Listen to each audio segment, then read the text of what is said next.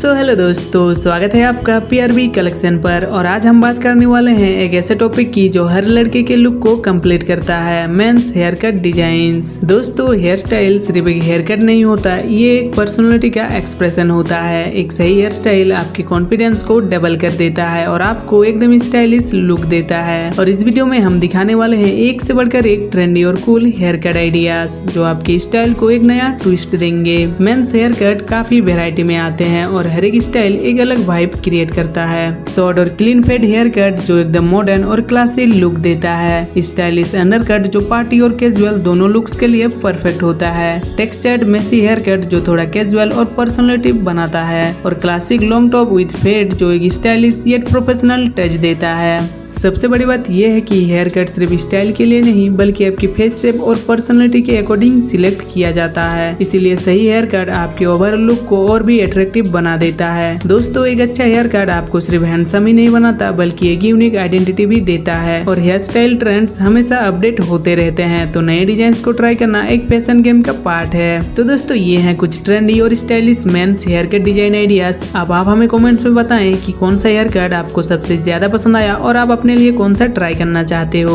और अगर आपको ये वीडियो थोड़ा सा भी पसंद आ रहा है तो प्लीज वीडियो को लाइक करें, अपने दोस्तों के साथ शेयर करें और सब्सक्राइब करें पीआरबी कलेक्शन को, ताकि इससे आपको हमारे चैनल के न्यू वीडियोस के नोटिफिकेशन मिलते रहेंगे। तो चैनल पर बने रहें और वीडियो को कंटिन्यू देखते रहें।